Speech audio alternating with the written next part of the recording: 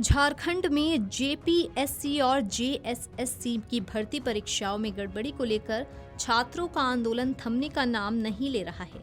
10 अगस्त को छात्रों ने रांची में विधानसभा का घेराव करने की कोशिश की। आंदोलन के 17वें दिन पुलिस और छात्रों के बीच धक्का मुक्की, बैरिकेडिंग तोड़ने की कोशिश और वाटर कैनन का इस्तेमाल भी देखने को मिला। छात्रों पर बल प्रयोग को लेकर झारखंड की हेमंत सोरेन सरकार अब विपक्षी दलों के निशाने पर आ गई है। वहीं इस प्रोटेस्ट को लेकर राहुल गांधी ने कहा कि छात्रों पर बल प्रयोग गलत है। उन्होंने एक्स पर पोस्ट लिखकर कहा कि सरकार को छात्रों की बात सुननी चाहिए। कांग्रेस सांसद और लोकसभा में नेता प्रतिपक्ष राहुल गांधी ने झारखंड में विरोध प्रदर्शन कर रहे छात्रों के खिलाफ बल प्रयोग को गलत बताया है।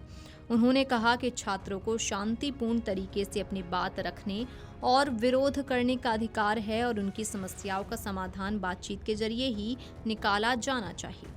राहुल गांधी ने कहा, झारखंड में विरोध प्रदर्शन कर रहे छात्रों के खिलाफ बल का इस्तेमाल गलत है। छात्रों को शांतिपूर्ण विरोध का अधिकार है और बातचीत से ही समाधान निकल सकता है।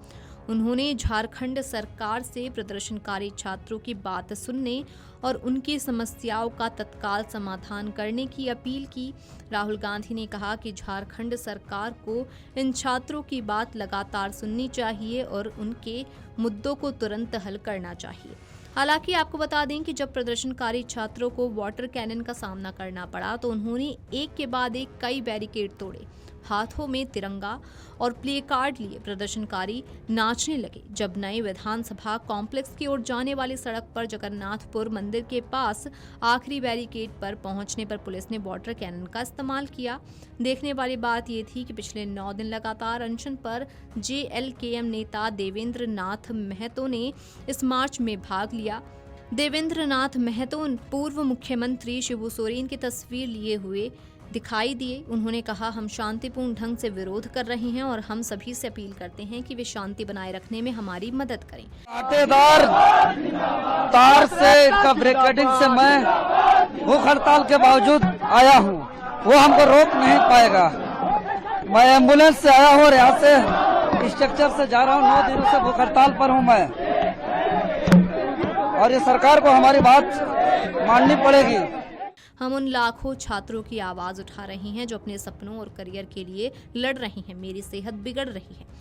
प्रदर्शनकारियों के हाथों पर जो प्ले कार्ड थे उन पर लिखा था, जेएसएससी सीजीएल परीक्षा रद्द करें या सीबीआई जांच कराएं। सीआईडी जेएसएससी पर छापा मारने से क्यों बच रही है और निष्पक्ष जांच कराएं, सच सामने लाएं।